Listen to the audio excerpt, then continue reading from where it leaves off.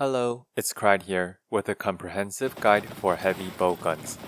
If you're coming from a melee weapon type, heavy bowgun is a weapon that I think is fairly simple to pick up and play, especially when in a group setting. But it's not so easy to build without any prior knowledge, because there's quite a bit of information you must learn that are specific to only bowguns. Ranged weapons do not have any sharpness. In fact, bowguns don't even have elements nor statuses. Instead, they have different ammunition types, with different ammunition level and ammo count, which is how they do elemental and status damage. No bowgun has access to all the ammunition types, so picking what type of ammo you can use is part of the decision as well. Since ammunition is such an important aspect of heavy bowguns, let's take a look. Every type of ammunition has a critical distance. You will be able to tell if you're in critical distance when your reticle glows orange. Shooting outside the critical distance greatly reduces the power of your shots, so it is very important to keep your ammunition's preferred distance in mind. Spacing is key. There are 3 types of standard ammunition where you have infinite ammo: normal, pierce, and spread. Normal ammunition fires 3 shots per round and has a medium critical distance that extends a bit into the close area as well. Normal bullets are fairly comfortable to use and sets up a good basis for comparison. And the reason why I'm saying this is because spread ammo is definitely underpowered at the moment.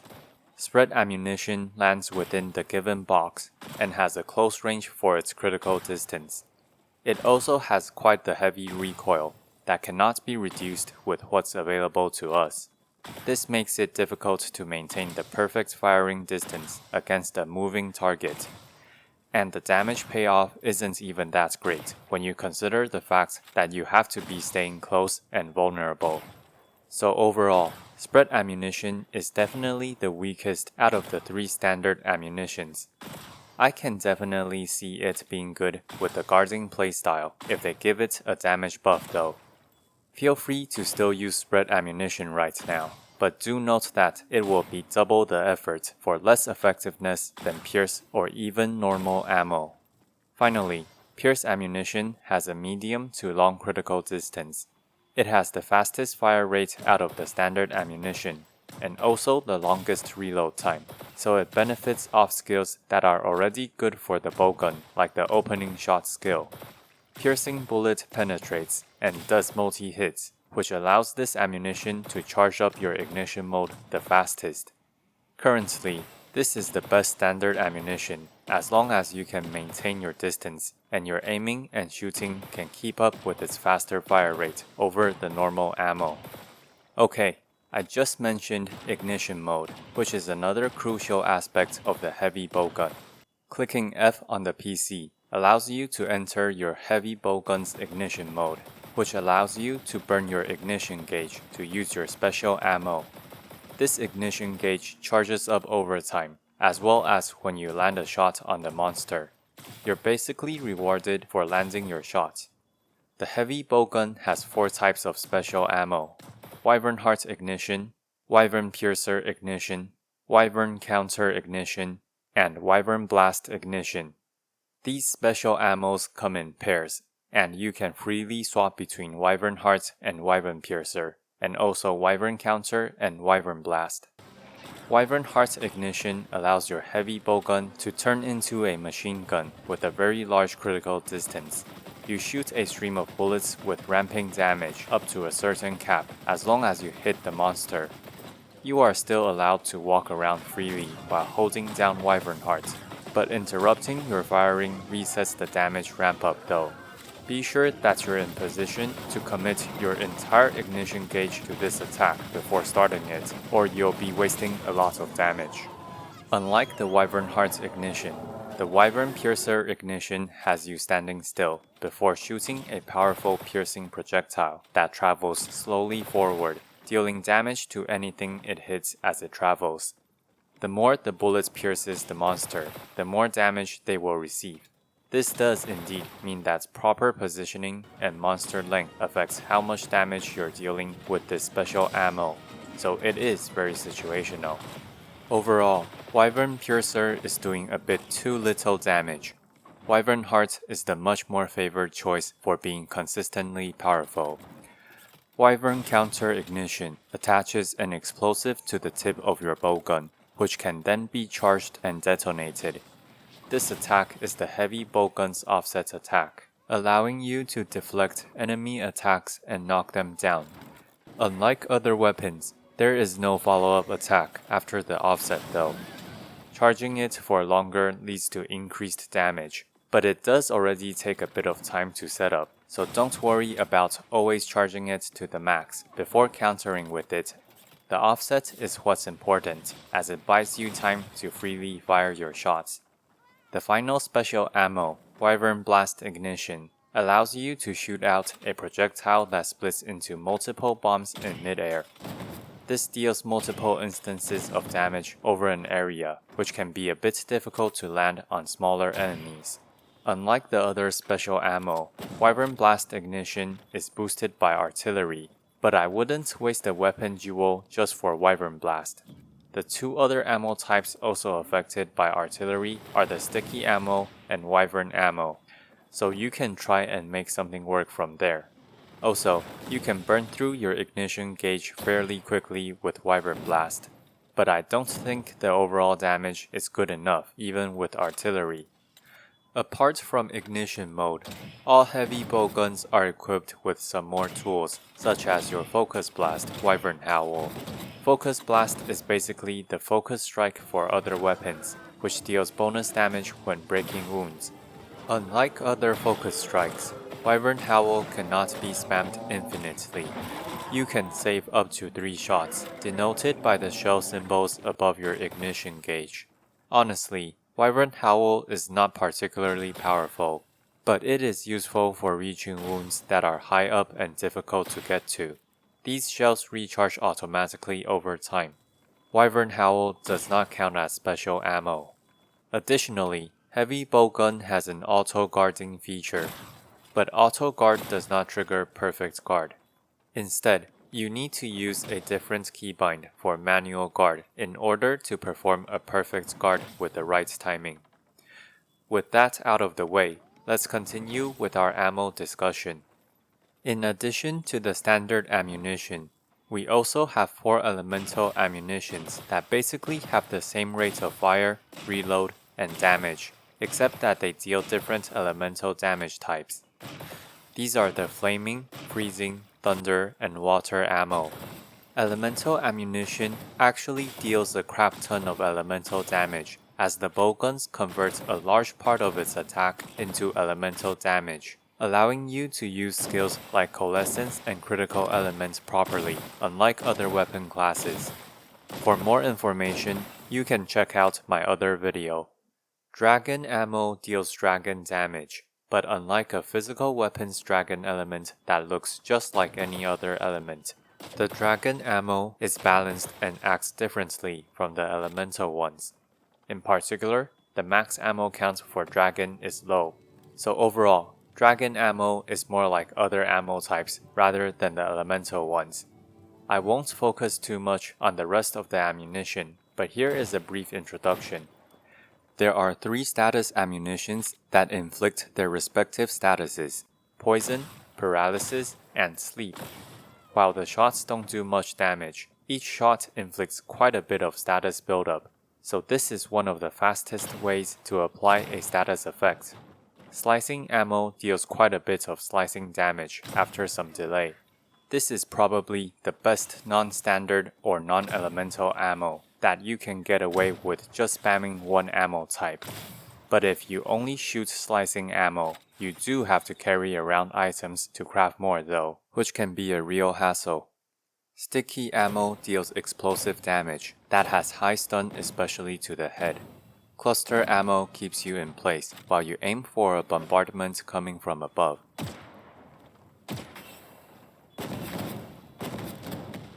Exhaust ammo drains the monster's stamina, with extra stun build-up to the head. Wyvern ammo is quite disappointing, as it feels like a very nerfed version of Wyvern fire on the gunlance. There are also supporting ammunitions that create an AoE cloud on the ground for bonuses to allies and yourself. Recovery ammo heals. Demon ammo buffs base attack, while armor ammo enhances defense. Finally, all heavy bowguns are equipped with the ability to fire tranq ammo, which helps you capture monsters. Heavy bowgun is currently split into two main paths, the physical and elemental. For the physical path, you pick a standard ammunition and fire until your ignition gauge is full, then spam your wyvern heart. Rinse and repeat. The elemental ammo playstyle actually has a higher DPS if your target is weak enough to the element, so you don't even need to enter ignition mode, as all you care about is matching the right element to the right monster, and continuously firing your elemental ammo until the monster falls over. Of course, you can weave in other ammunition for support, like stunning monsters with sticky ammo, or paralyzing them with paralysis ammo, but the main source of damage is either physical or elemental. These two major paths are reinforced by the next mechanic I'm introducing for bowguns, the modding system. The mod system has been drastically changed from previous games. Each bowgun can equip 2 mods. Each mod slot has a predetermined selected pool of mods, which unless I've missed something, I don't think you can see until you own the bowgun. You can think about the possible modifications in pairs. The powder upgrades increase the level of the corresponding ammunition by 1, while the magazine upgrades increase the ammo capacity of the corresponding ammunition by 1. The standard mode upgrade increases the damage of your standard ammunition by 10% per level, up to 2 levels. And the ignition mode upgrade increases the damage of your special ammo by 10% per level, up to 2 levels. Finally, the ignition mod increases how fast your ignition gauge charges up. The base level is 1, and you can increase it up to level 3. The increase in charge speed seems to be roughly around 7.5% per level past level 1, so not a whole lot. For a heavy bowgun that fully charges its ignition gauge in roughly 29 seconds, this is the equivalent of saving 2 seconds a level, as having more ammunition to fire not only increases your damage, but also helps you get a tad bit more ignition gauge. Ignition mod is only picked when there's really nothing beneficial left to pick. Now, let's talk about the many unique decorations available to bowguns. This is definitely one area that I think people argue about which one is more effective. First and foremost, I will introduce each decoration and what they do first, before giving you a guideline on how to take your pick. Precise decoration gives the skill ballistics. This increases the minimum and maximum critical distance for heavy bowguns, but the specific distance increase seems to depend on ammo type. If you find yourself falling out of critical distance very often, this is obviously the best pick, but it is just a comfort pick. Compared to light bowgun, the critical distance for heavy bowgun is already very lenient, so I do not suggest slotting any precise jewel 3s. Instead, get it as an extra level 1 bonus attached to one of your other gems, like Opener 3 or Bandolier 3.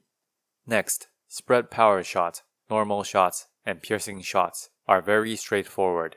These are what I call the standard ammo buff decorations that gives the specific standard ammunition a 5% boost in damage. But if your focus is one of these standard ammunitions, you will be making use of the ignition mode to do more damage, so this 5% damage boost is definitely smaller than 5% for total damage dealt, unless you decide to not use ignition mode at all. True Shot Jewel only has 2 levels and no level 3 variants. Even so, the increase for special ammo damage is quite large, so this is extremely useful for any build with enough energy generation to spend plenty of time in ignition mode. Giving an example with Steel Assault and Artian Pierce build, your overall damage output may look something like 80% to 70% Pierce ammo damage, with 20 to 30% damage from Wyvern Heart Ignition. Pierce Deco would therefore increase your overall damage by roughly 4% or so. while the Special Ammo Boost 2 skill at only 2 cost instead of 3 will also be increasing your damage by 4% or even more. Definitely don't underestimate this skill, especially if you're on a Pierce build, which can spam ignition mode more so than the other ammo types. As a side note here, Focus Jewel 3 does indeed increase ignition gauge gain by 15%, but I don't find this to be worth the damage loss from giving up any of the other skills, even if you pair Focus with True Shot. The Opener Jewel gives the Opening Shot skill, which increases the raw attack of the first shot in your fully loaded bowgun by 15, and also reduces the reload time. Because the raw attack bonus happens after the conversion for elemental bullets, they also added a 10% elemental damage boost to offset this deficit for elemental bullets. But amazingly, the elemental damage boost is 10% regardless of the opening shot level. This means that you definitely want at least a level 1 opener on elemental heavy bowgun builds, but you're likely going to run a level 3 regardless due to your selectable options. After some testing, the reload time reduction does not differ between different heavy bowguns, but does slightly differ between ammo types, even though they're all roughly around 25% for Opener 3. Normal and elemental ammos receive a 25% reduction in reload time, while Spread receives a bit less reduction at 22%. Pierce has the longest reload time out of these ammos to begin with, and also receives the largest benefit from Opener 3 at 28%. How much total time reloading takes up for an ammunition type depends on 2 factors: how fast you burn through your ammunition, and how long your reload ammunition is.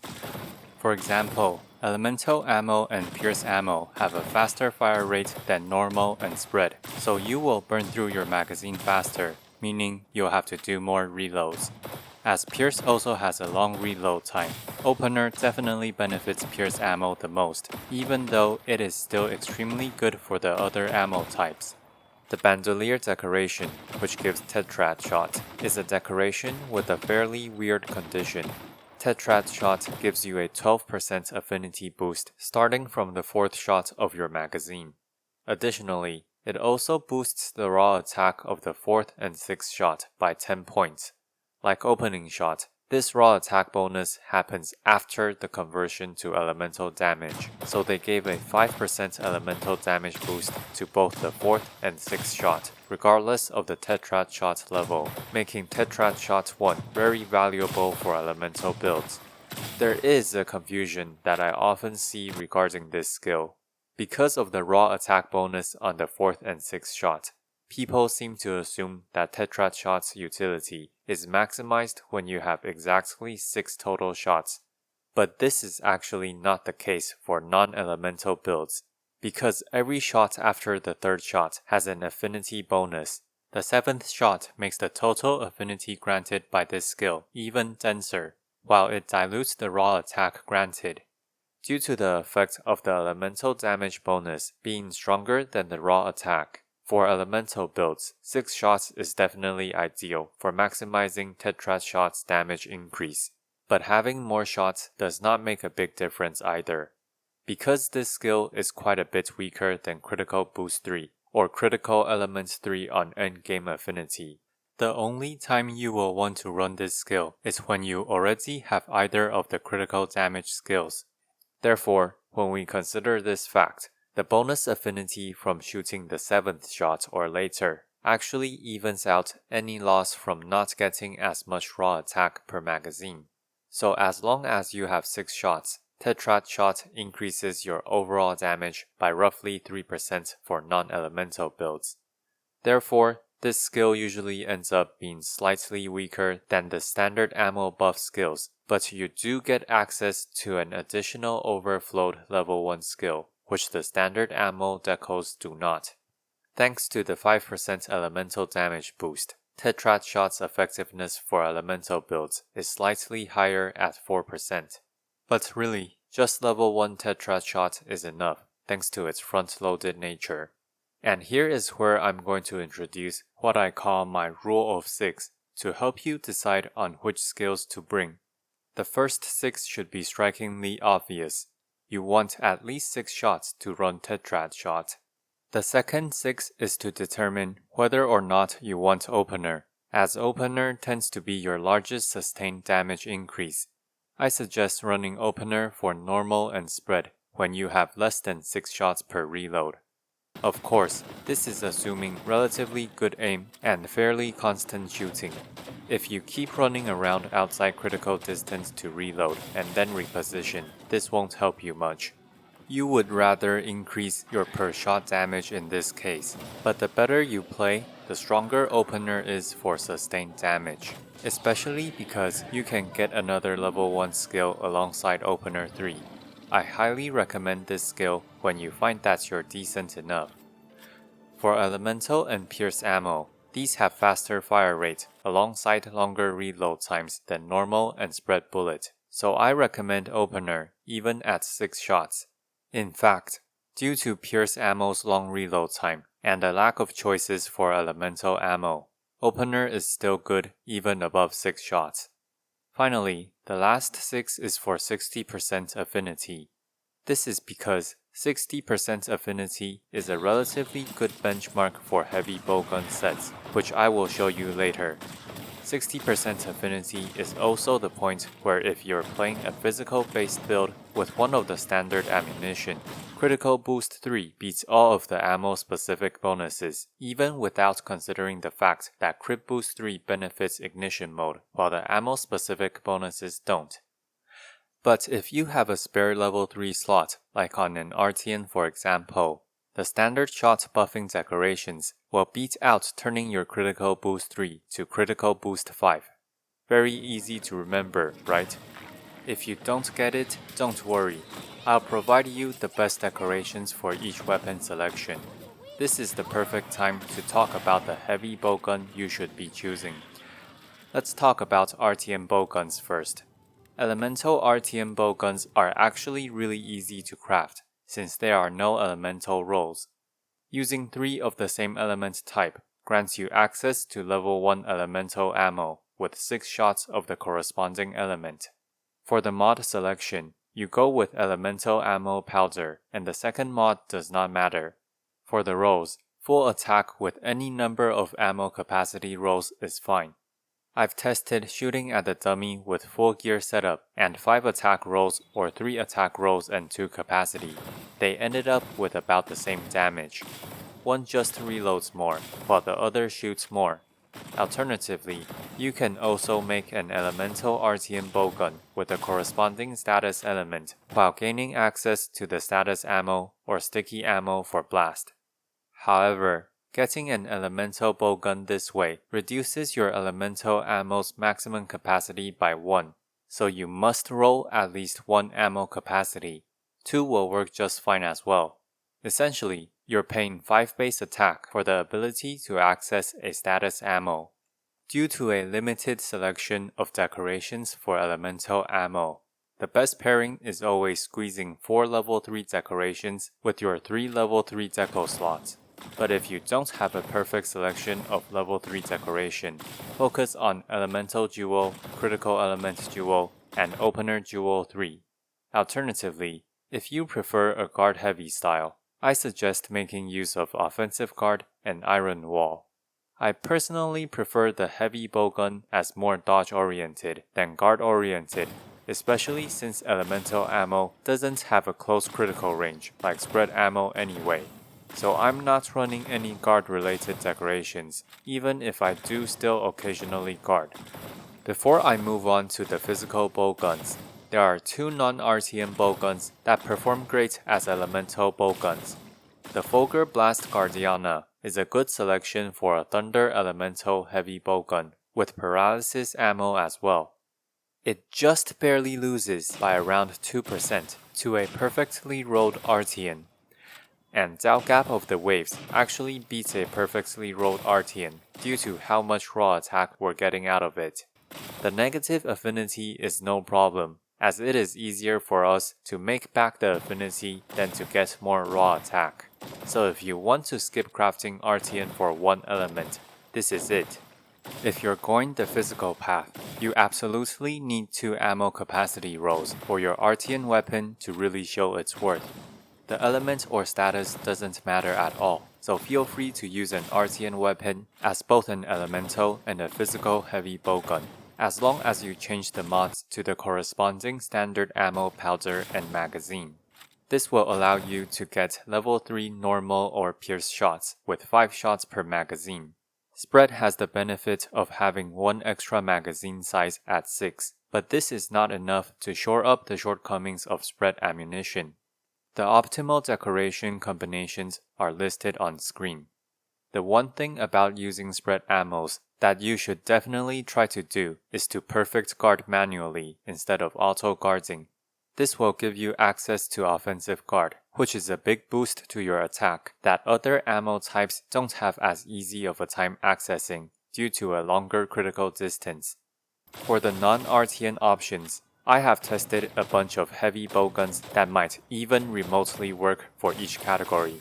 For normal ammo, the conclusion for the best heavy bowgun when excluding Artians is by far the G Eternal Palamides. For the mods, you want to pick both normal ammo magazine, giving this bowgun a level 3 normal ammo with 4 shots. For the decorations, you want opener 3 with precise bonus for extra comfort, critical boost 3, and true shot 1. If you remember the rule of 6, opener 3 is absolutely critical for sustained DPS because you only have 4 shots per reload, making it effective even on normal ammo. The first shot damage increase and increased reload speed both come into play. For Pierce, there are 2 heavy bowguns you can pick with very minor differences. The Albaben Abzug and the Steel Assault with their mods and decorations listed on screen. Pierce 3.5 and Pierce 2.6 basically fills up the focus gauge at the same speed. I've tested their damage over 2 minute firing tests, and their damage always comes out pretty close. However, averaging out the numbers, the Albaben comes out ahead about 4% or so in terms of DPS from piercing ammo with a full endgame setup. But while both heavy bowguns have access to slicing ammo, the Steel Assault comes out on top for slicing ammo due to having 1 extra ammo capacity. The 4th slicing shot benefits off its innate Tetrad shot 3 as well, just like how the first shot of slicing ammo is still affected by opening shot. It just depends on whether you want that little bit of extra damage with Pierce, or a slightly stronger slicing rotation. If you do want to brave the storms and try your hand at spread ammo, go for the Eternal Palamides, the non-Guardian version. For the gear set, let us start with a universal offensive set of 4-piece core set, since it is good on heavy bowgun. This setup is great for group play, or if you can continuously stun the enemy.